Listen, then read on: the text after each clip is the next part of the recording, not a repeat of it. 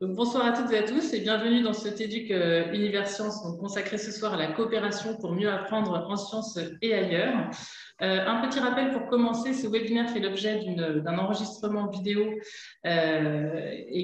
pour permettre en fait un replay sur YouTube dans les jours à venir. Donc les personnes qui au moment des questions ne souhaiteront pas être enregistrées pourront donc couper leur caméra au moment des questions.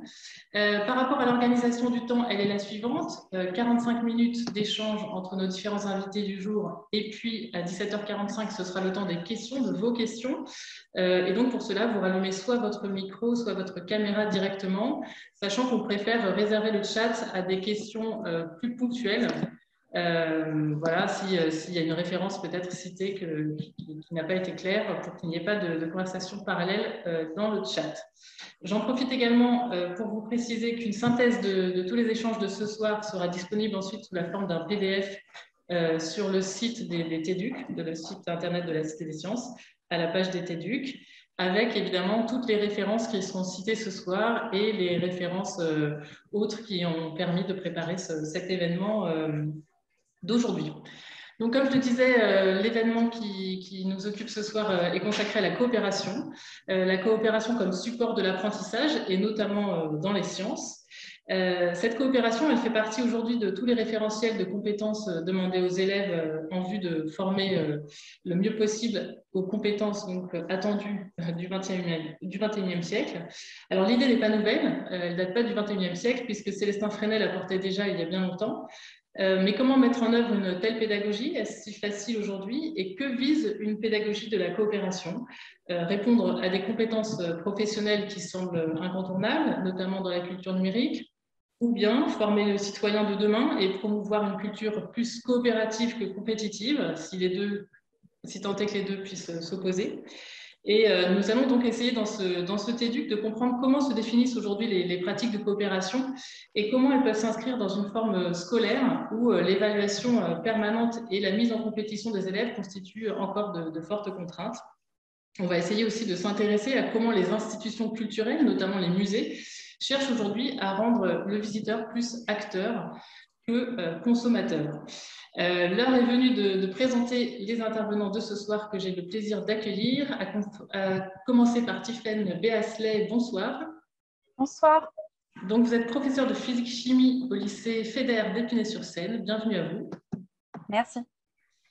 Également à vos côtés, virtuellement, Christophe Blanc. Bonsoir. Bonsoir. Virtuellement, tout à fait. Vous êtes chercheur au laboratoire interdisciplinaire vous êtes chercheur associé à l'Université Paris-Cité et vous êtes l'animateur du dispositif Enfants conférenciers, dont vous nous expliquerez le principe tout à l'heure. Bonsoir à vous et merci d'être là. Sylvain Connac, bonsoir. Bonsoir. Vous êtes chercheur également au laboratoire interdisciplinaire de recherche en didactique, éducation et formation, le LIRDEF, à l'Université Paul Valéry de Montpellier, et vous avez écrit de nombreux ouvrages et articles sur la coopération en pédagogie. Bonsoir à vous. Et de suite. Pour terminer, Ange Ansour, bonsoir. Bonsoir. Donc, vous êtes directrice du programme S'Aventurier École de la Recherche du Learning Planet Institute, le nouveau nom du CRI pour ceux qui connaissent, le Centre de recherche interdisciplinaire. Alors, peut-être pour commencer, j'aime bien dans cet éduc essayer de définir un petit peu les mots et les concepts dont on parle. Et pour cela, je voulais me tourner justement vers les chercheurs peut-être pour commencer et en particulier vous. Mon webinaire a commencé, donc on peut rentrer. Alors, tous les participants de... Maintenant, je te donne tes trucs là. Je vais demander à tous les participants d'éteindre leur micro car on entend beaucoup de bruit parasite, s'il vous plaît. Voilà. Et on va pouvoir commencer. Donc, Sylvain Connac, je vais vous poser la question de comment on peut définir aujourd'hui une pratique pédagogique coopérative. Est-ce qu'on se réfère justement au mouvement Freinet? Est-ce qu'il faut remonter un peu plus loin? Et on entend par coopération.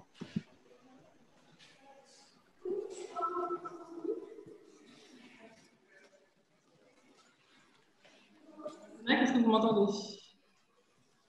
Une catastrophe.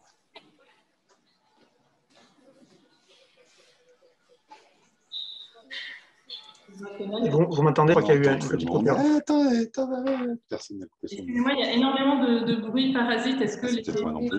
on va couper leur micro? Ah, Alors, attendez, je peux peut-être le faire moi-même. on a coupé mon micro ou pas? De bruit parasite. Excusez-moi. Est-ce que vous m'entendez là? Alors, Sylvain, on vous entend. Par contre, il y a beaucoup d'internautes qui avaient laissé leur micro ouvert, ce qui fait que Voilà, on va essayer de prendre une petite pause technique pour régler la question. Tu nommes animatrice.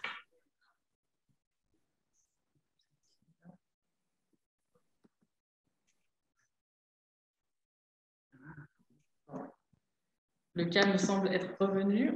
On va essayer de reprendre nos esprits et de lancer les choses. En plus, il y a un chat noir, donc. Est-ce que vous, Sylvain, vous nous entendez bien? Oui, très bien. Alors, allez-y. Je vais vous poser la question de la définition de la coopération. À quand il faut remonter historiquement pour qu'on parle de cette coopération dans la pédagogie et qu'est-ce qu'on entend par ça, tout simplement, par ces termes-là? Oui, alors la définition des pédagogies de la coopération est assez large, hein. Ça englobe l'ensemble des situations où des élèves sont encouragés à agir ou à apprendre, on dit avec, par et pour d'autres. Et donc ça regroupe des pratiques extrêmement diversifiées, du travail en groupe, de l'aide, de l'entraide, le tutorat, du travail en équipe, on en parlera dans les démarches scientifiques, des dispositifs un peu moins connus comme les marchés de connaissances ou les enfants conférenciers dont Christophe parlera tout à l'heure. Et en fait, les pratiques de coopération, c'est beaucoup étudié, ça attire beaucoup aujourd'hui, mais c'est très ancien. Alors certainement que c'est à l'origine, c'est né en même temps que les origines de l'école, hein, mais les premiers écrits que l'on trouve sur des formes de pédagogie coopérative, c'est au niveau du XVIIIe siècle avec ce qu'on appelait l'enseignement mutuel, c'est-à-dire où des enseignants confiaient à des élèves des tâches de monitorat vis-à-vis de leur père. Et donc même ces pratiques, on peut les dater encore plus loin avec les pratiques des élèves préfets ou des élèves officiers. Donc voilà, c'est très très vieux. Ça veut dire que ça a beaucoup été utilisé, ça a beaucoup été étudié, et il y a des paradigmes aussi dans les organisations de la coopération. Pour le dire autrement, on n'utilise pas en pédagogie pour les mêmes raisons la coopération entre élèves selon la région dans le monde où on se trouve. On peut peut-être faire un point aussi par rapport à l'expression anglaise qui est souvent utilisée, le cooperative learning. Qu'est-ce que ça veut dire? Ce n'est pas exactement de ça dont on parle ce soir, en tout cas. Et le cooperative learning est justement une de ces formes-là de pratiques extrêmement intéressantes et extrêmement vivaces de coopération entre élèves, qui s'appuie sur ce qu'on appelle ça le courant nord-américain, qui sont issus un petit peu des influences du philosophe et pédagogue américain John Dewey, et qui consiste à former les élèves pour qu'ils puissent développer ce qu'ils appellent des cooperative skills, des habiletés coopératives. Et donc ce courant est extrêmement intéressant parce qu'il se sert des temps passés à l'école pour que les élèves puissent apprendre à coopérer, de manière à ce qu'ensuite ils puissent s'en servir dans leur vie personnelle ou dans leur future vie professionnelle. Donc ça se traduit par exemple par un dispositif qu'on appelle la classe puzzle. Ils appellent ça le jigsaw. Et donc le principe de la classe puzzle, c'est qu'on constitue des groupes et on donne un document différent à chaque groupe. Et après, on mixte les groupes de manière à ce qu'il y ait dans chaque groupe un représentant des anciens premiers groupes. Et chacun donc présente à ses partenaires le document qu'il a étudié dans son premier groupe. Voilà. Donc ça s'appuie sur deux principes, le cooperative learning, deux principes généraux, hein. La notion d'interdépendance positive, c'est-à-dire chacun a besoin des autres pour arriver à finaliser le travail, et puis la notion de responsabilité individuelle, c'est-à-dire si chacun ne transmet pas les informations associées à son document, le groupe entier n'a pas accès à l'information. Aujourd'hui, dans l'école française, quelle est la place de la coopération? Je pense notamment au texte et au programme. C'est récent, finalement, cette préoccupation d'intégrer la coopération à l'école, en tout cas de façon officielle? Non, c'est pas récent, c'est même plutôt ancien, hein. La France est un peu le patrimoine des pratiques des pratiques de coopération entre élèves. Là, le texte sur lequel on s'appuie, c'est la loi d'orientation de 2005, hein, qui considère la coopération comme étant un moyen opportun pour faire travailler des élèves à l'école, en classe, de manière à ce qu'ils apprennent mieux. C'est-à-dire que contrairement au paradigme nord-américain où le principe est de faire coopérer les élèves pour qu'ils apprennent à coopérer, en France, on est un peu sur une autre logique que je trouve personnellement plus judicieuse, qui est de faire coopérer les élèves ou leur donner la possibilité de coopérer pour qu'ils apprennent mieux. Alors, comment ça se fait qu'on apprend mieux en coopérant? C'est tout simplement parce qu'on est humain et ça nous est plus facile d'apprendre individuellement avec, par et pour d'autres, d'où l'éventuel intérêt d'utiliser des pédagogies de la coopération dans le cadre d'un enseignement. Anne-Jansour, est-ce que vous êtes d'accord avec cette définition plutôt française de la coopération, avec cette idée que c'est la coopération qui va consolider les apprentissages, que apprendre en relation va consolider les apprentissages?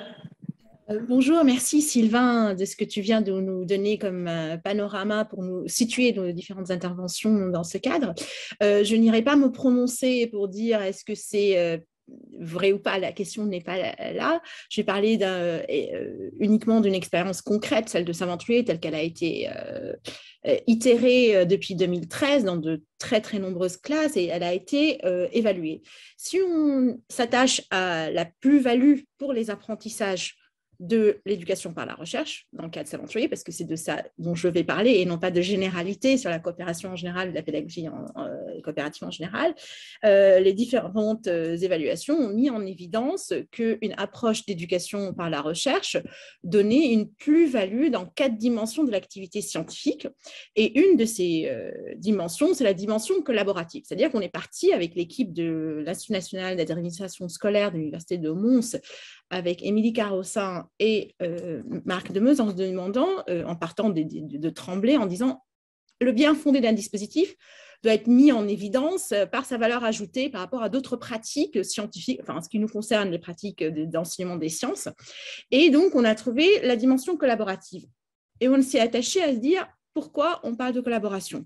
Et on a pu dégager différentes composantes de ce que serait la collaboration dans un apprentissage des sciences par l'éducation par la recherche.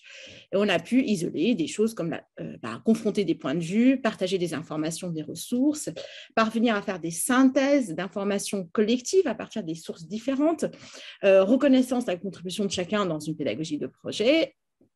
Et surtout, on s'est attaché à ce qu'il y ait une matérialisation de cette collaboration. Parce qu'on peut voir un artefact final qui pourrait être une collaboration de groupe, mais quel a été le ressenti de chaque élève? Est-ce que lui, il a senti que le fait de faire des synthèses collaboratives, d'utiliser les informations par d'autres, donc on a matérialisé, c'est vraiment, je dirais, des technologies de classe par des carnets de laboratoire qui sont les carnets de classe où on va au fur et à mesure, soit de manière linéaire, soit de manière thématique, apporter les différents ajouts de chaque groupe dans une dimension de recherche scientifique, mais également, on sait faire des carnets individuels de l'élève où il va lui-même documenter, faire une espèce d'agenda de ses propres apprentissages. Donc voilà, il y a une confrontation nécessaire, un nœud entre ce qu'il partage nécessairement avec les autres, ce qu'il recueille des autres, et ce que lui, il va tracer, écrire, ce qui sont l'extension de ses propres apprentissages. Je parlerai un peu plus tard de ce qu'on a identifié comme compétence, qu'est-ce qui définit la collaboration du point de vue de l'élève, parce que nous sommes toujours attachés à qu'est-ce qui se passe pour l'élève. L'élève dans un groupe et l'élève individuellement. Donc, je pourrais développer un peu plus tard pour ne pas trop prendre de temps de parole. Merci. Alors, Tiffaine Beasley, je vous laisse la parole et peut-être expliquer aussi le contexte de votre intervention, puisque vous faites partie d'un lycée qui expérimente depuis plusieurs années des classes coopératives. Alors, peut-être expliquez-nous ce que sont les classes coopératives. Et ce que j'avais envie de vous demander, c'est est-ce que, en tant qu'enseignant, quand on a envie de se lancer dans quelque chose qui relève de la pédagogie de la coopération, est-ce qu'on a des fausses idées sur la coopération? Par exemple, est-ce que travailler en îlot, c'est faire de la coopération?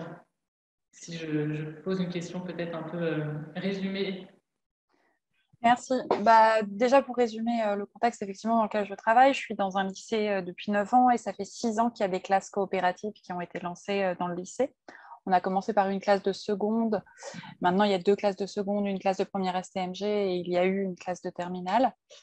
Et en fait, il y a eu une volonté des équipes pédagogiques et de pas mal d'enseignants d'entrer dans la coopération. Alors à l'époque, pour différentes raisons. Et on a pris du temps entre nous pour définir en fait les objectifs communs qu'on voulait attacher à la coopération. Les idées de base, c'était de gérer mieux l'hétérogénéité. Et puis au final, aujourd'hui, si je dois rajouter, on veut vraiment construire du collectif. On veut utiliser les forces des uns et des autres. On veut former à la démocratie et à la citoyenneté. Et pas mal d'outils coopératifs nous aident dans cette démarche-là. Alors oui, effectivement, au tout début, en tout cas dans les premières idées qu'on avait et les premières idées reçues qu'on avait, l'idée de les mettre en groupe, en îlot, en permanence, dans tous les cours, dans toutes les situations était venue et s'est faite à tâtons pour les premières fois.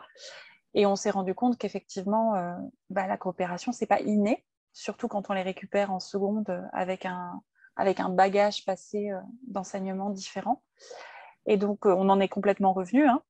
On utilise les îlots, on utilise les groupes, mais pas du tout de manière imposée maintenant. On en discute et on construit avec eux. L'idée, c'est qu'on voit un outil parmi d'autres, c'est ça?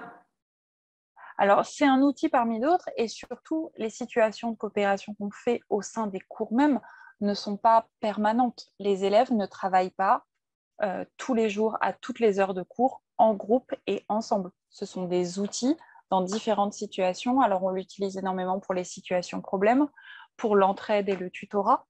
Mais en dehors de ça, il reste des moments où les élèves travaillent seuls, avec simplement un binôme, avec des activités et des tâches différentes qui ne nécessitent pas en permanence le groupe. La coopération est vraiment un outil, pas une fin en soi dans nos classes et nos manières de faire. Est-ce que vous pouvez donner de définition concernant la classe coopérative, de quoi il s'agit du coup, pour ceux qui ne pratiquent pas ou qui n'ont pas... il s'agit aussi d'avoir des moyens supplémentaires pour mettre ça en œuvre? Alors, dans nos classes coopératives, effectivement, on dispose de 2 heures qu'on organise autour de ce qu'on appelle les conseils coopératifs, que je peux résumer en les conseils d'élèves pour ceux qui connaissent et qui ont quelques bases. Et la 2e heure, on s'en sert pour faire 1 heure d'entraide et de tutorat. On appelle ça l'heure coopérative. Au niveau de ces moyens-là, on est soutenu au niveau du rectorat par la CARDI.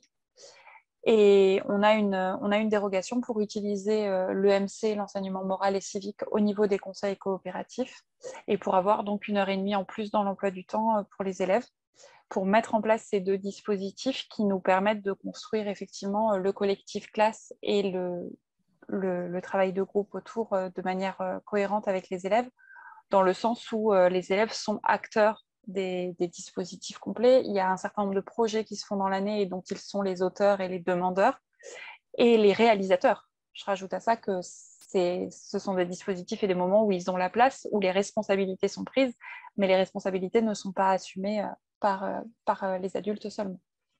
Alors, vous faites la transition vous-même, puisque je voulais laisser la parole à Christophe Blanc concernant des élèves acteurs et plus que ça même.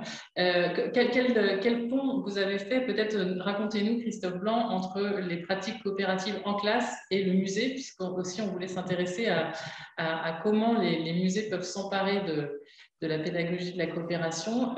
Vous avez fait le chemin tout seul, si je puis dire, de votre classe jusqu'à un dispositif qui est possible aujourd'hui dans plusieurs dizaines de musées. Est-ce que vous pouvez nous raconter? C'est ça. Alors, si je reprends un petit peu le fil que tirait Sylvain tout à l'heure en parlant de John Dewey, il y a quand même un ancrage autour de ce genre d'auteur, parce qu'en fait, il n'est pas tout seul, mais il a quand même ici un vaste mouvement qui à la fois allie une théorie, on va dire, pédagogique, dont la coopération peut prendre part, mais aussi vraiment une dimension un peu philosophique sur la question de la relation entre l'éducation et la société. Voilà. Alors, pour faire très rapide, parce que l'idée, ce n'est pas de développer trop ça, mais c'est que l'objectif, on va dire, social qui est promu dans l'éducation de Dewey, il est vraiment extrêmement lié à la capacité de de vivre en communauté hein, et donc d'expérimenter des relations sociales. Alors du coup, ces relations sociales à l'école, pour moi, elles sont fortement empreintes évidemment de capacité à collaborer, à coopérer, des formes différentes. Hein, je renvoie justement aux travaux de Sylvain qui permettent de bien différencier ce qui peut être une situation de coopération d'une situation de collaboration et en fait amène tout simplement finalement à prendre soin de la relation à l'autre. On parle beaucoup de compétences psychosociales. On les retrouve pour partie dans le socle commun qui est l'outil de référence des enseignants. Hein. On n'y trouve pas exactement le mot coopération nécessairement, mais on y retrouve bien cette capacité d'apprendre à apprendre, seul, collectivement, de construire un esprit critique. Voilà. Donc, vous avez pensé dans votre classe au départ, puisque vous étiez professeur des écoles. Voilà. Alors, à partir de cette classe et de cette façon peut-être d'envisager les choses, moi, j'ai initié un dispositif qui n'a rien de si extraordinaire que ça, parce que je pense que des tonnes de gens sont capables de le faire. La chose est très simple, il s'agit d'aller au musée avec des élèves. Alors, pourquoi aller au musée? Parce qu'en fait, il y a une dimension culturelle très, très forte. Et au musée, au lieu d'y dispenser du savoir de façon très verticale, c'est de faire un peu cet apprentissage de la vie démocratique, hein, c'est-à-dire faire participer les élèves en leur disant, voilà, on a un certain nombre de choses à dire, on a un certain nombre de connaissances à apprendre, mais ensuite, on vous donne les clés pour que vous puissiez vous-même présenter ces connaissances à d'autres élèves et vous faire en quelque sorte passeur de culture. Alors, se faire passeur de culture, finalement, ça implique donc deux choses. Ça implique mobiliser des connaissances qui relèvent d'apprentissage scolaire, mais aussi plus généraux. Et puis surtout, ça oblige à comprendre comment on gère l'interaction avec les autres, comment on construit un propos collectif. Ce que vient de dire Ange renvoie à cette dimension. Hein. Ce n'est pas simple de construire un propos collectif, comment on en garde trace, etc.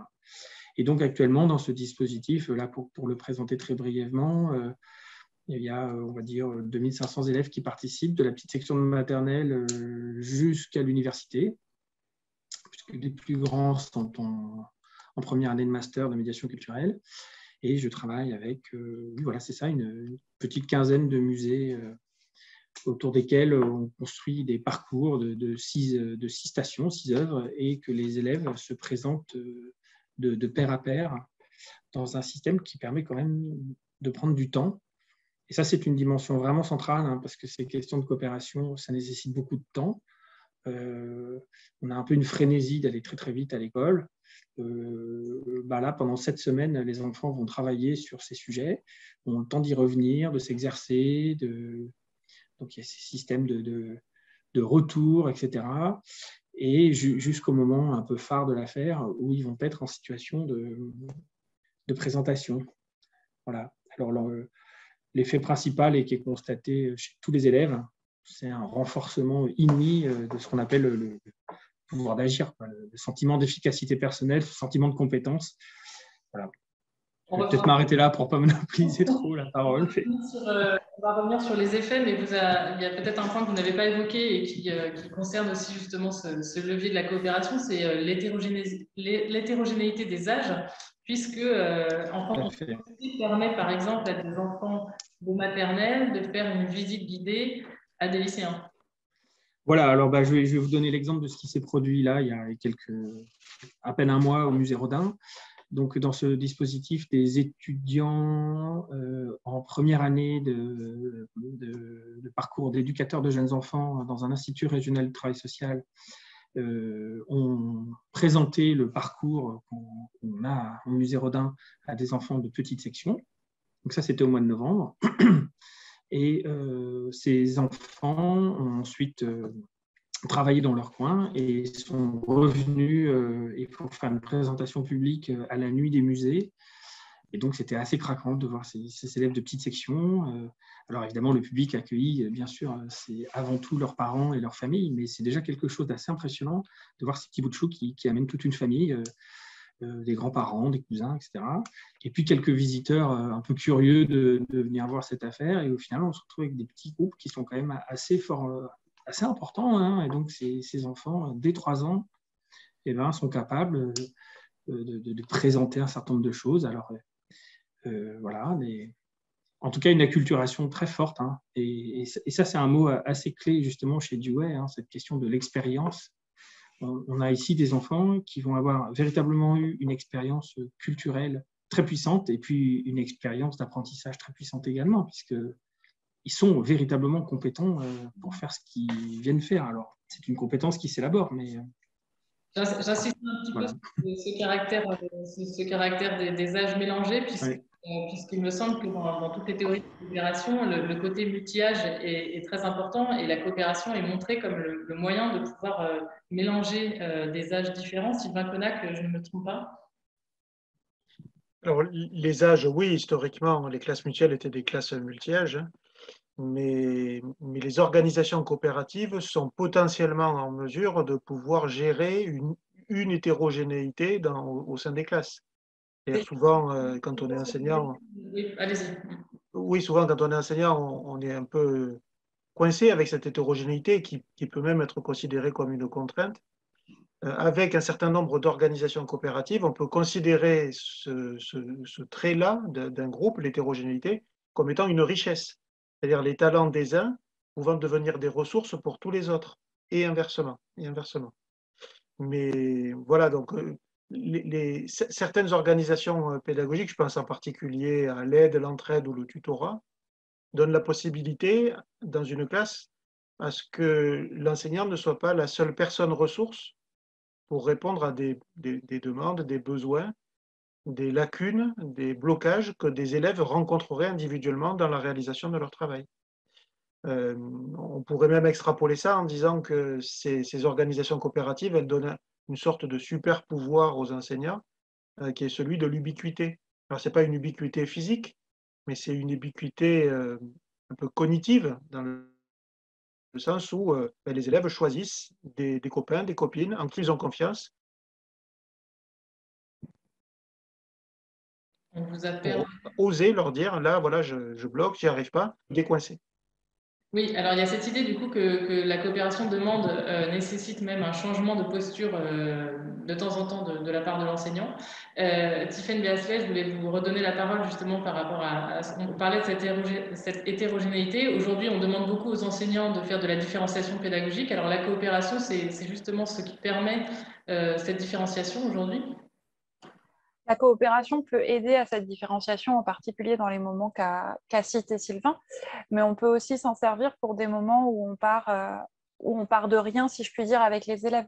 Quand on met en place des situations problèmes pour introduire des notions. Alors, ce que c'est que la situation problème pour ceux qui ne connaissent pas, et peut-être donner un exemple justement concret vis-à-vis de votre matière. Alors, vous êtes en physique-chimie, mais... Alors, une situation problème, en gros, ce qu'on utilise, c'est une situation déclenchante, une mise en situation que tous les élèves peuvent comprendre, même si on part de zéro sur le cours, où on leur pose une question, où on leur demande un petit travail à faire.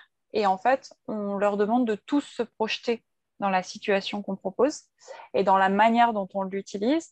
Ils ont un temps individuel pour se projeter dans la situation et proposer une réponse à la question posée. Ensuite, ils ont un temps collectif d'échange dans lequel ils confrontent leurs différents avis et leurs différentes représentations, parce que c'est ça pour nous le point de départ de ces situations-là, c'est de partir de leurs représentations pour les enrichir, déconstruire, construire là où il n'y avait pas grand-chose.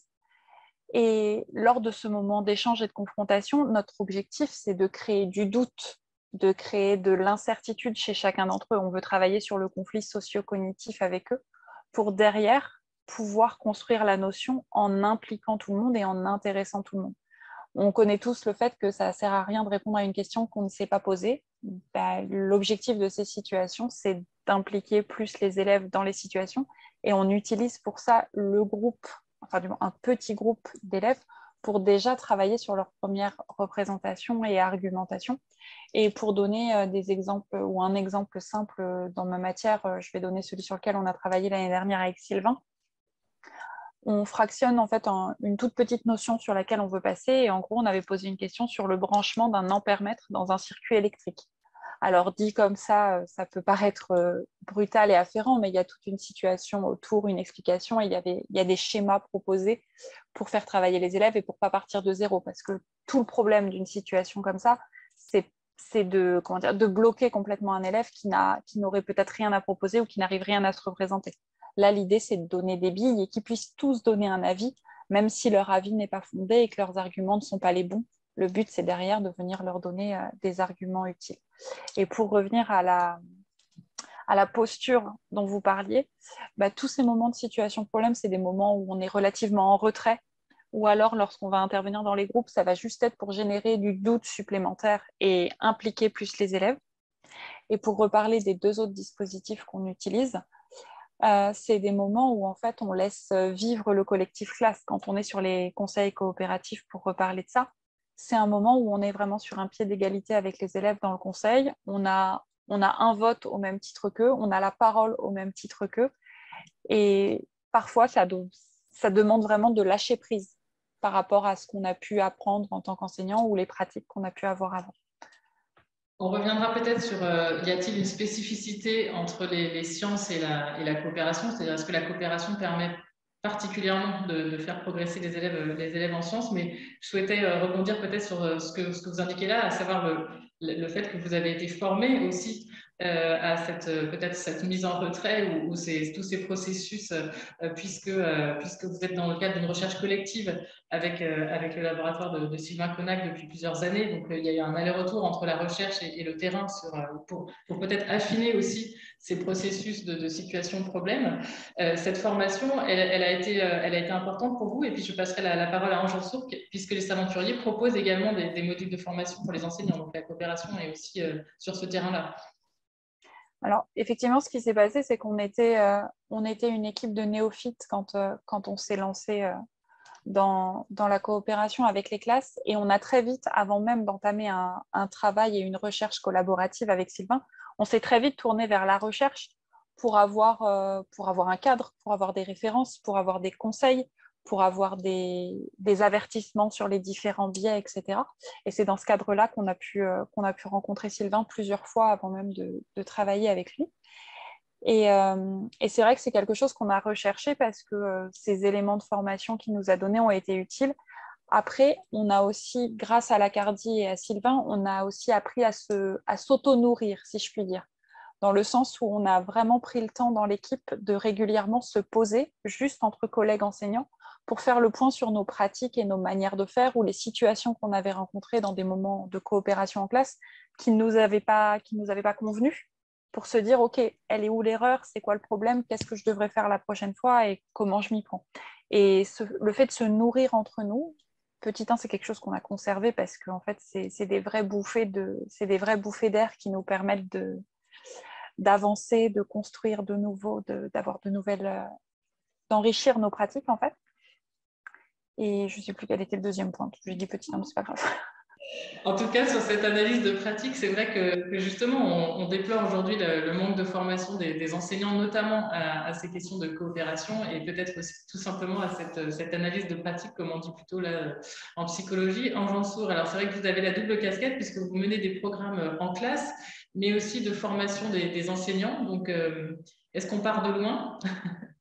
Alors oui, je pense que c'est devenu la palissade de dire que la formation initiale et continue est assez faible en France, mais je reviendrai sur la spécificité de cette notion de collaboration et dans les formations que Saventurier et École de la Recherche donnent, c'est toujours avec la question, toujours, la formation de l'enseignant ou même des actions de développement professionnel ne sont pertinentes que si on se pose la question comment, à partir de là, je vais faire en sorte, comment on se pose la question de ce que l'élève mobilise, de ce que l'élève apprend et de ce que l'élève produit.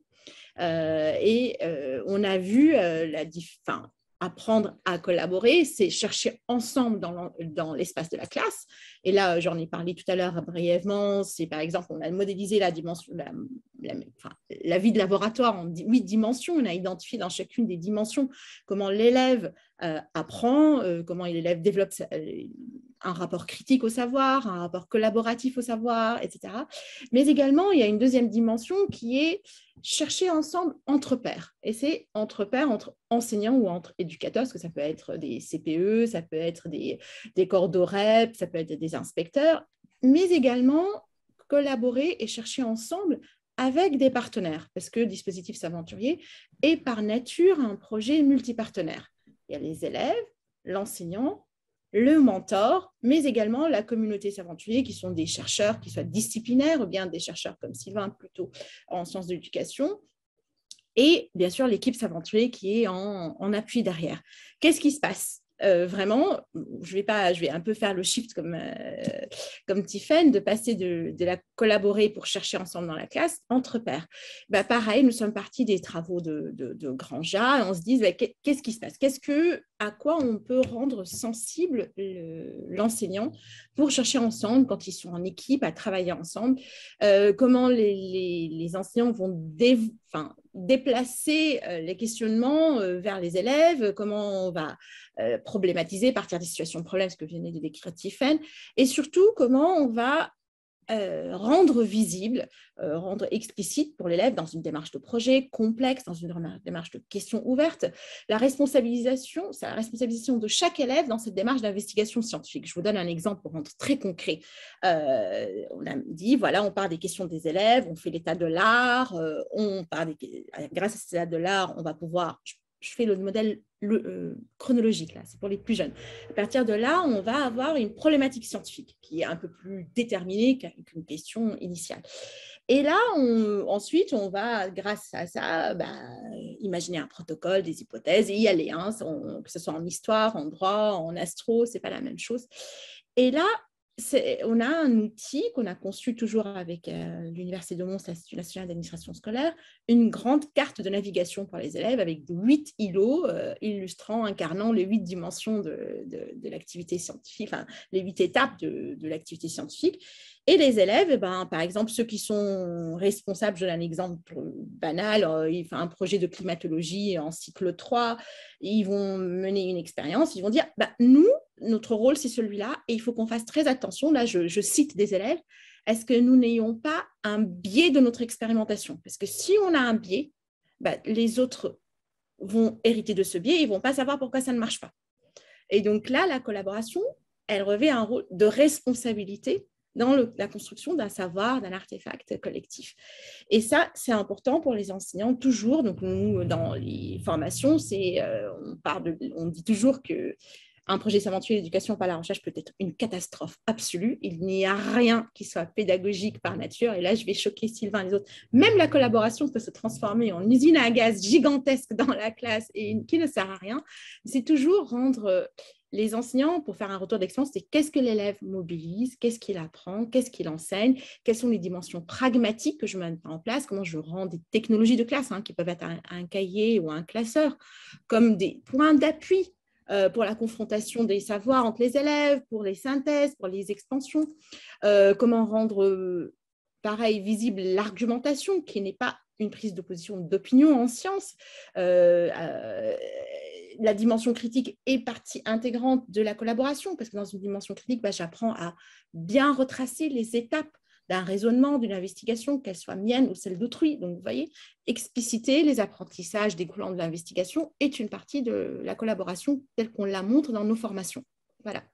Est-ce que vous cernez une spécificité liée aux sciences dures, puisque moi je sais que S'Aventurier considère les sciences comme étant toutes les sciences, justement vous avez cité l'histoire notamment.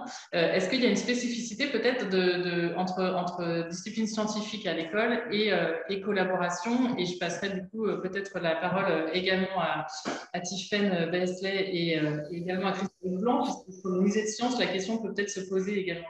Alors, une spécificité, je ne dirais pas. Alors, on dit une deuxième la palissade, les enseignants du premier degré en France sont largement issus des sciences humaines et sociales et ont des difficultés à mener des projets scientifiques, par nature. Sauf que cette situation n'est pas unique à la France, on la partage avec beaucoup de pays, nous on a moins de formations. Mais j'ai constaté que lorsqu'il y a des sciences exactes, il y a une espèce de argument d'autorité, de nature, donc on va être tous, même si on est issus des lettres, plus attentifs aux étapes. Je parle du premier degré, je ne parle pas des enseignants disciplinaires dans le second degré. Alors que dès qu'on va aborder des sujets de sciences humaines et sociales, les glissements vers des projets plus normatifs, où la collaboration va avoir des visées qui ne sont pas de construction de savoir, mais développer l'empathie ou je ne sais pas quoi. Donc, il y a un besoin de recadrage rigoureux scientifique assez important. Sauf que ça, je parlais, je dirais, la première vie des savants à partir de 2017, grâce à nos projets, on était parmi les premiers à vraiment investir le champ de la climatologie, que ce soit en formation, en faisant le premier MOOC climat, etc. Puis après, on s'est rendu compte que les questions climatiques ne sont pas uniquement des questions des sciences de la vie, de la Terre et de l'atmosphère. Et nous avons petit à petit glissé vers les enjeux de l'éducation en anthropocène. Donc, intégrer les sciences humaines et sociales, mais également l'école comme un lieu de réinvention d'une citoyenneté d'une génération anthropocène. Et c'est là où la question de la collaboration, de la coopération est devenue critique. Alors que jusque-là, je vous ai toujours présenté l'éducation par la recherche comme étant où la dimension collaborative ou critique n'était qu'une réinvention du rapport au savoir à l'élève. Et là, c'est imposé à nous une autre question. C'est comment collectivement apprendre à délibérer sur la base de connaissances scientifiques pour apprendre à prendre des décisions collectivement. Donc voilà, et je m'arrêterai là. Alors, qui souhaite réagir?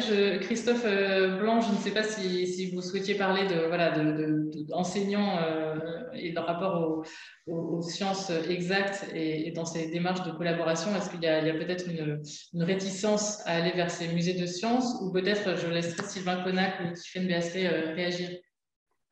Non, je peux répondre un petit peu sur ce sujet-là. Chaque année, les musées scientifiques avec lesquels je travaille bien sont pris d'assaut par les enseignants, que ce soit le musée des arts et métiers ou le parcours qu'on fait à la galerie de paléontologie, d'anatomie comparée au musée d'histoire naturelle.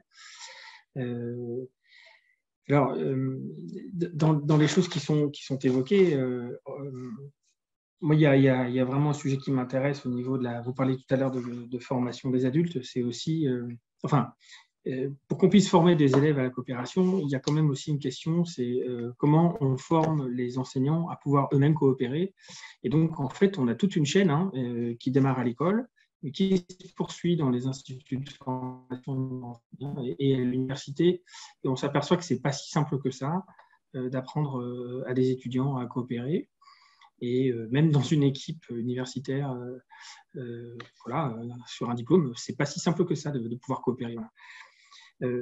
En tout cas, il y a un sujet qui m'intéresse pas mal et qui constitue une piste de recherche qu'on est en train de prendre au sein de la petite équipe avec laquelle on travaille là. C'est autour de la question de l'évaluation, parce que qui dit école dit apprentissage, qui dit apprentissage dit modalités variées, etc.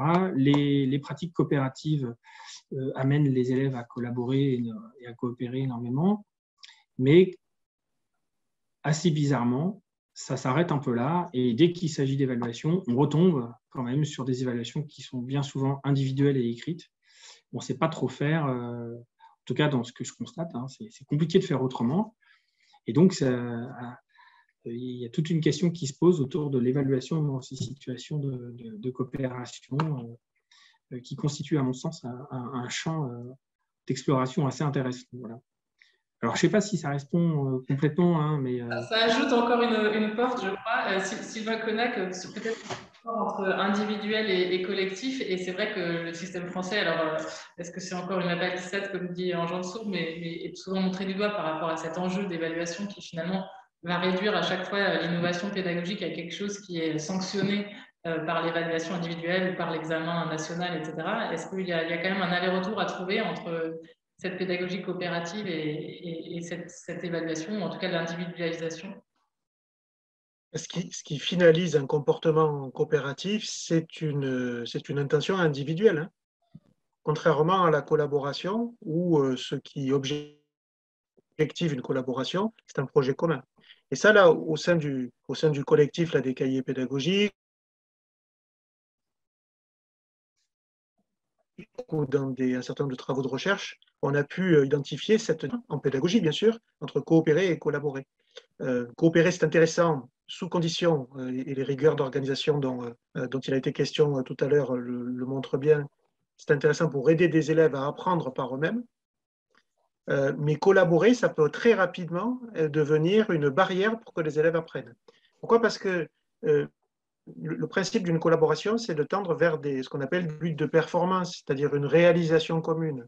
Et quand on donne à 4 élèves une consigne qui est de l'ordre d'une réalisation commune, donc là je m'appuie sur la thèse d'état de Philippe Mérieux déjà, qui commence à devenir ancienne, mais qui est toujours profondément d'actualité. Donc quand on donne à 4 élèves une consigne de réaliser ensemble une tâche commune, très rapidement, ils se répartissent 4 types de fonctions. Les concepteurs qui pensent la réalisation de la tâche, les exécutants qui sont les petites mains au service du concepteur, et puis les gêneurs et les chômeurs. Et les seuls élèves qui peuvent espérer apprendre quelque chose parce qu'ils sont suffisamment en activité intellectuelle, ce sont les concepteurs. Et les autres sont soit dans des activités subalternes, soit dans aucune activité cognitive spécifique. Et là où ça devient un peu dramatique, ces organisations collaboratives que l'on délègue à la classe et aux élèves, c'est que ces assignations à ces fonctions ont aussi des reconnaissances sociologiques. C'est-à-dire que malheureusement, parmi les fonctions de gêneurs et de chômeurs, c'est là où on retrouve le plus souvent les enfants des familles les plus pauvres des classes ou des établissements scolaires. Et donc, sans le vouloir, en confondant coopération et collaboration, c'est-à-dire en se trompant d'objectif, on organise des situations pédagogiques qui creusent les écarts entre les élèves. Alors ça, c'est déjà un problème, mais le plus gros problème, c'est que ça décourage les élèves qui sont déjà les plus vulnérables. Donc, on a ce risque d'accuser les inégalités à l'œuvre par rapport à la spécificité peut-être des sciences, ou en tout cas, voilà, comme étant la coopération permettant justement d'asseoir et de consolider les savoirs scientifiques peut-être plus que d'autres. Est-ce que vous avez observé cela, je ne sais pas, par rapport à votre recherche collective au sein du lycée fédéral de Tiffen-Béasley, par exemple? Alors, avec l'équipe à laquelle participe Tiffen, on a étudié plus spécifiquement le travail en groupe. C'est intéressant pour susciter le désir et le besoin d'apprendre pour les élèves. Dans les scientifiques, comme Ange en a parlé, il fait plutôt référence au travail en équipe. C'est-à-dire que dans des logiques de pédagogie de l'enquête, de la recherche, on donne la possibilité à des élèves de rentrer dans une démarche d'investigation scientifique en construisant à plusieurs une expérience scientifique, de manière à présenter des résultats qui ont une épistémologie et pas uniquement qui sont de l'ordre de la pensée individuelle. Donc ça, c'est intéressant pour apprendre la démarche scientifique. On ne peut pas non plus penser que toute l'éducation scientifique peut se faire par du travail en équipe et des démarches d'investigation. Il y a toute une place aussi à réserver, par exemple, au travail en groupe ou à des entraînements par de l'aide, de l'entraide et du tutorat. Parce que ça demande quand même pas mal de temps que de concevoir des enseignements par des démarches d'investigation. Extrêmement intéressant, par exemple, pour que les élèves comprennent la différence entre un savoir, par exemple un savoir scientifique, et une croyance qui n'a pas d'épistémologie, en vivant soi-même une démarche de construction de savoir. Et dans ce travail d'équipe, on n'a pas le risque là aussi de distribuer les rôles qui vont finalement reproduire les inégalités sociales? Alors, dans du travail en équipe, la distribution des rôles peut effectivement devenir un gros problème, mais souvent les rôles que l'on se distribue dans une équipe sont des rôles d'exécution d'une tâche, de manière à ce que, par une répartition, on soit plus efficace. Et une des manières qu'on a mises à jour pour arriver justement à éviter ce biais-là, d'une répartition qui serait trop étanche et dissymétrique, c'est de finaliser toute activité coopérative par une production individuelle. Et donc, Christophe en parlait tout à l'heure, hein, c'est là où on relie coopération et évaluation. C'est-à-dire que les élèves tombent moins dans les pièges d'une répartition inéquitable des tâches par la coopération lorsqu'ils savent que le but de tout ce travail qui leur est demandé, c'est d'être performant lors d'une épreuve d'évaluation qui sera non coopérative. Alors, il est déjà 17h50 et on pourrait encore continuer longtemps, mais je vais quand même laisser la parole aux internautes, aux personnes qui nous suivent. Donc, je rappelle que cet éduc fait l'objet d'un enregistrement. Donc, si vous ne souhaitez pas être visible, vous pouvez simplement poser votre question en rallumant simplement votre micro. Sinon, on sera ravis de vous rencontrer. Alors, c'est à vous. L'idée est simplement de poser vos questions directement, pas via le chat. Vraiment le micro. Donc, c'est à vous. Est-ce qu'on a des questions, des témoignages, des partages d'expériences?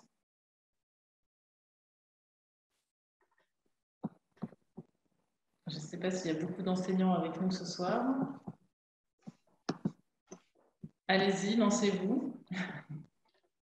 Il y a peut-être des choses qui n'ont pas été abordées ou qui n'ont pas été très claires dans ce qu'on a développé jusqu'à maintenant.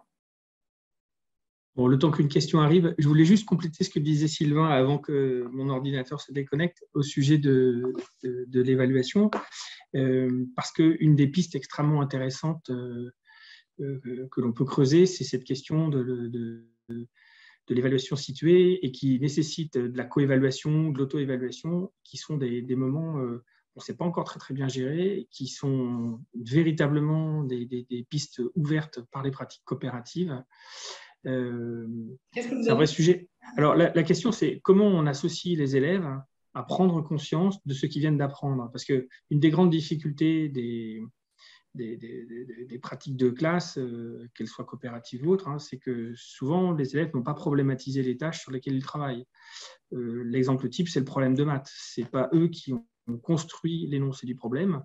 Donc, on leur donne un problème de maths. Et donc, en fait, le travail de problématisation, il est pour partie pris en charge par le concepteur de la tâche.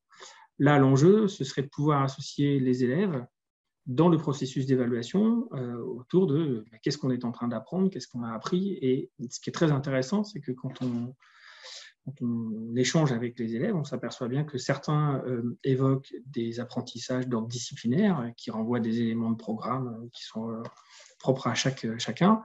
Mais de nombreux élèves évoquent d'autres types d'apprentissage qui renvoient plutôt à des dimensions psychosociales.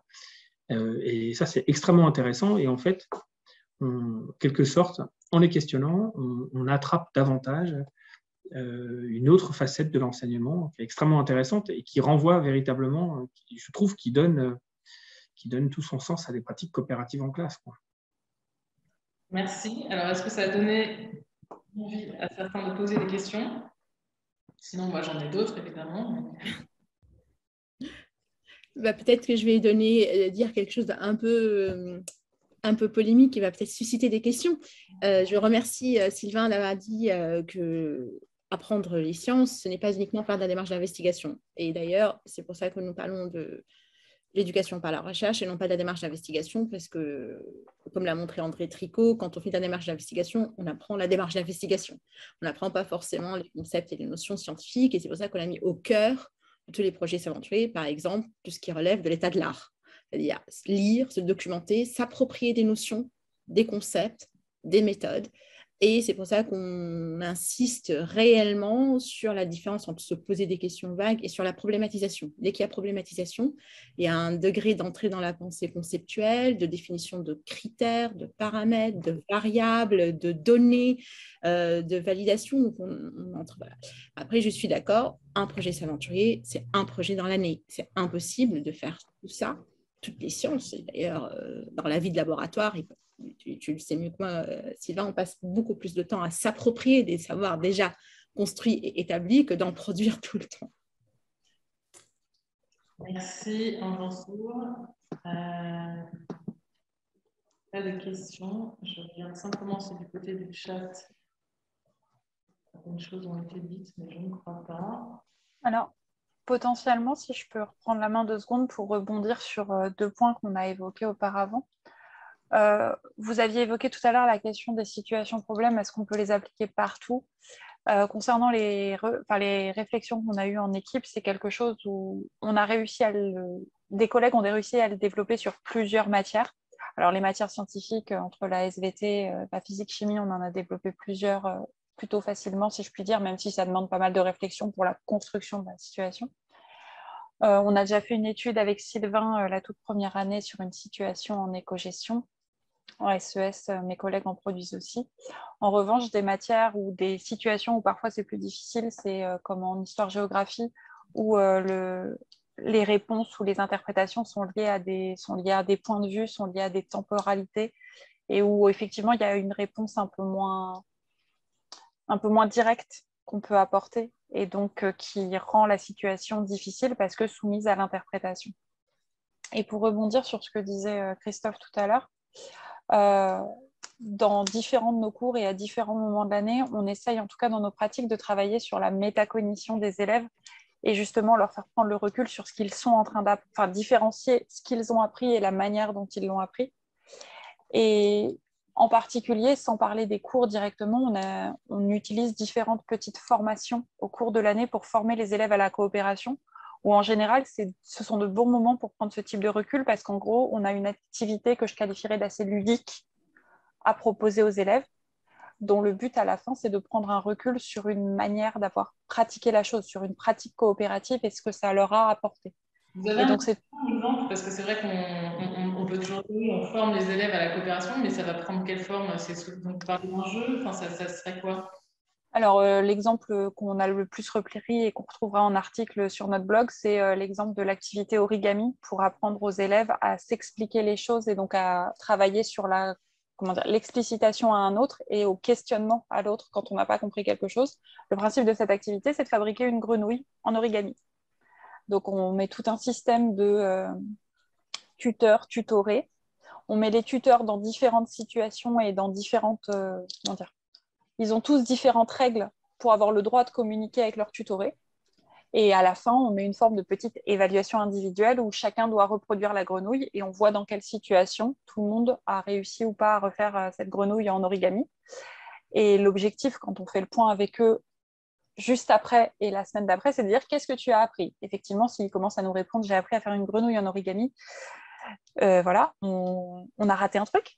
Mais l'objectif, au contraire, c'est d'avoir travaillé sur c'était quoi les méthodes que tu as utilisées pour expliquer à ton tutoré, qui ont permis à ton tutoré de réussir et qui t'ont permis à toi de réussir aussi, parce qu'il y a des tuteurs qu'on met dans des situations bien difficiles au début pour leur faire comprendre que s'ils n'ont pas compris et s'ils ne savent pas faire, ça ne sert à rien d'expliquer.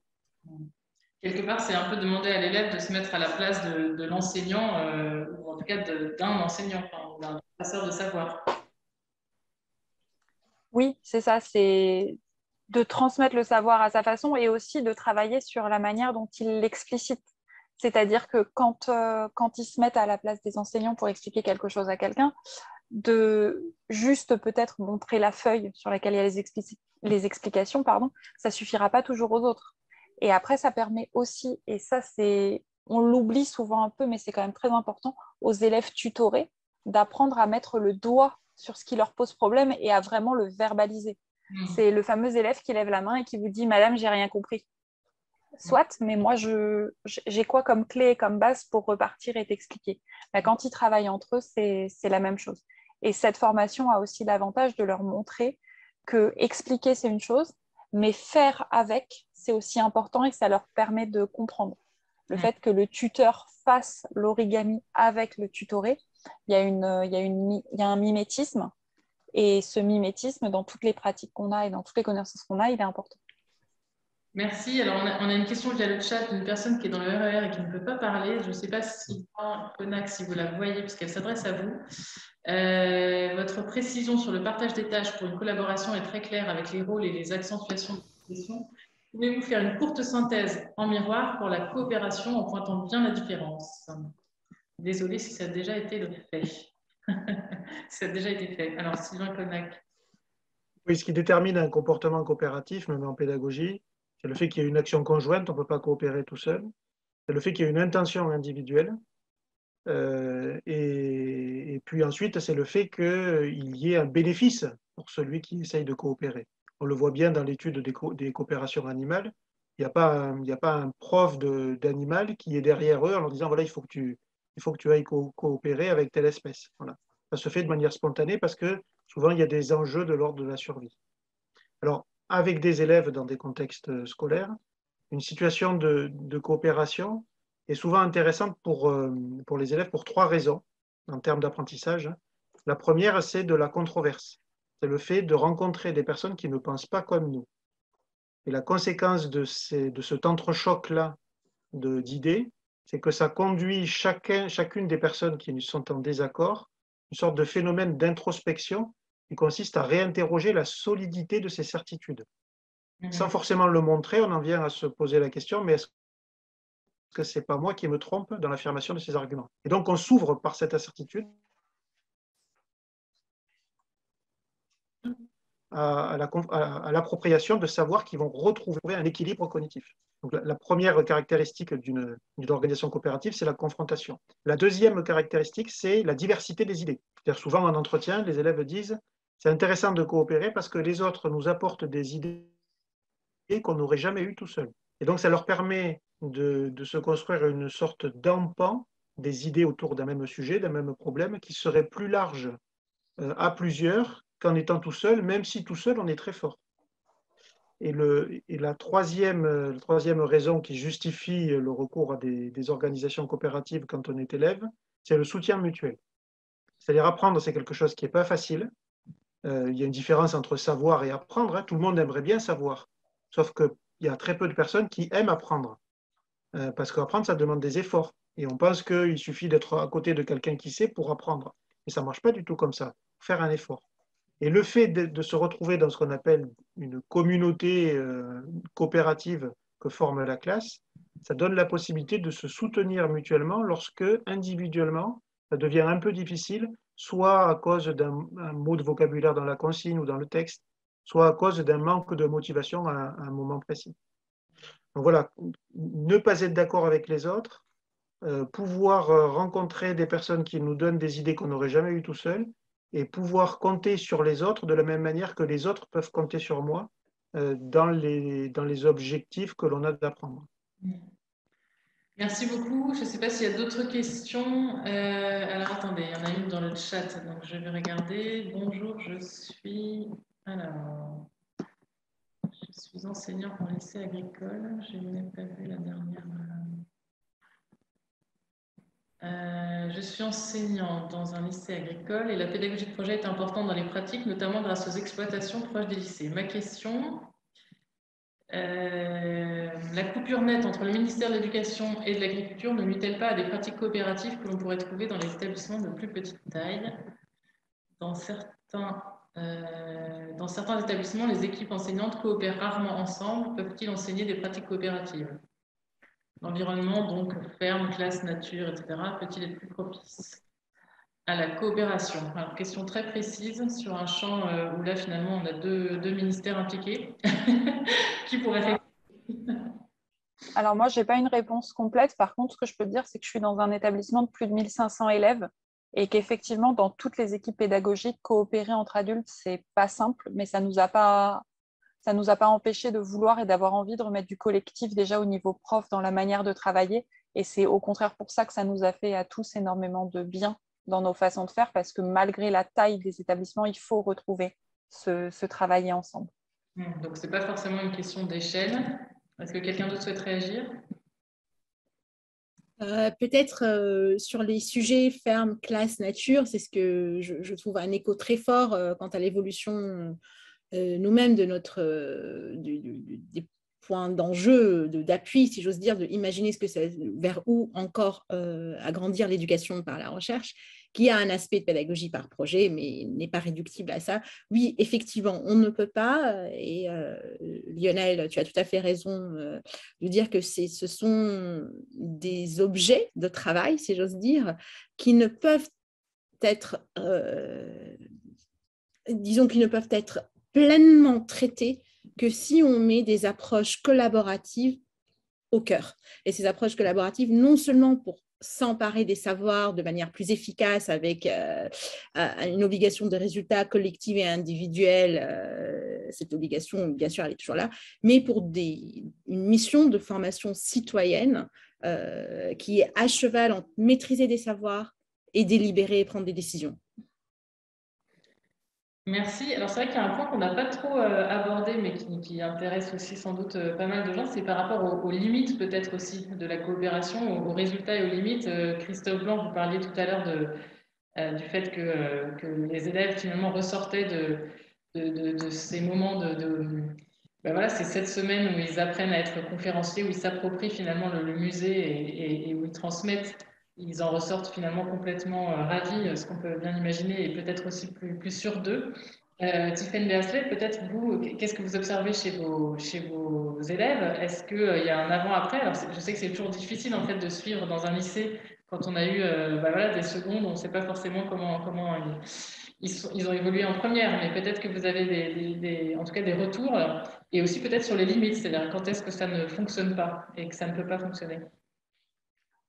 Alors, en pratique, effectivement, pour parler des élèves qu'on a en seconde et qu'on recroise plus tard en première et en terminale, on a toujours un retour, ils en reparlent toujours d'une façon ou d'une autre, et même si pendant l'année scolaire, on n'a pas toujours eu l'impression de les impacter ou de les impacter positivement, dans les 2 années qui suivent, quand on les retrouve, ils reviennent toujours eux-mêmes sur des points positifs, sur des choses qu'ils ont apprises, sur des manières de communiquer, sur de la méthodologie, sur un certain nombre de manières de faire qui les ont marqués sur cette année-là, sur des projets. Et ils en ressortent très, très régulièrement grandis. Sur des années scolaires même, on a au moins 3 cas, si je ne dis pas de bêtises, depuis le début de nos classes, où on nous a mis en classe des élèves décrocheurs reconnus qui ont vraiment raccroché pendant cette année scolaire-là. Et où on a de gros soupçons sur le fait que ça soit quand même la coopération et le fait d'être interdépendant avec les autres qui a permis de les garder. Une des choses qui joue à mon goût là-dessus, c'est qu'un élève qui avait été remis en seconde, connu comme décrocheur, a complètement raccroché son année de seconde. Et par contre, en première et en terminale, il a, au fil du temps, de nouveau redisparu parce qu'il n'y avait pas ce même cadre pour le raccrocher et le tenir. En pratique, cette année même, j'ai l'exemple parfait d'un élève qui, suite à un conseil de classe participatif, donc auquel il a participé, proposé son propre bilan, explicité son propre bilan et auquel on lui a fait un retour, qui, au sortir du conseil de classe, s'est installé au premier rang alors qu'il était toujours au dernier rang en train de faire la tête plutôt renfermé sur lui-même, a levé la main à quasiment tous les cours et a participé comme ça pendant plus d'un trimestre entier. Alors, pour être très honnête, à la fin de l'année, il a refatigué un peu et il s'est un peu plus laissé porter. Mais ce changement qui a eu lieu, ça lui a aussi prouvé qu'il en était capable et qu'il est capable de le refaire pour l'année prochaine. Et il a fait des apprentissages avec tout ça et c'est une partie du dispositif et de la classe COP qui a permis ça. À côté de ça, et pour parler très franchement, on a déjà fait des conseils de discipline en classe coopérative. On a déjà eu des élèves difficiles pour lesquels on ne trouvait pas la clé avec la coopération. Il n'y a rien de magique, il n'y a pas de solution parfaite, on travaille avec de l'humain, donc on s'adapte à l'humain. Merci. Christophe Blanc, peut-être par rapport au retour aussi, puisque ça fait quand même plusieurs années que vous menez ce dispositif. Il y a un dispositif qui grossit aussi.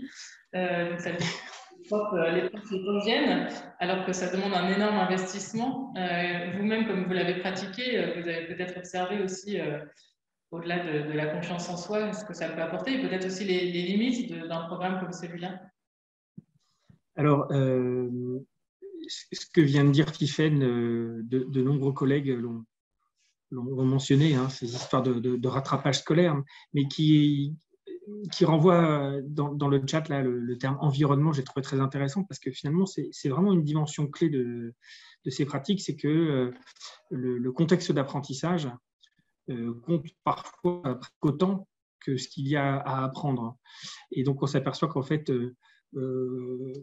quel que soit le nom qu'on peut donner à ces pratiques, à partir du moment où ce sont des pratiques qui mettent en avant la qualité de l'interaction et la qualité des contextes et des situations, alors dans ce cas-là, on a quand même plus de chances bien de retrouver des élèves et que les choses fassent sens pour eux. Alors, des limites, j'en sais rien. On a essayé, dans un ouvrage collectif auquel a d'ailleurs contribué Sylvain, on a essayé un petit peu de faire le tour et de solliciter cette communauté. Donc, il y a celle des élèves, mais il y a aussi celle des enseignants et des musées pour avoir un petit peu des points de vue. Il ressort un fort engagement de chacun. Hein.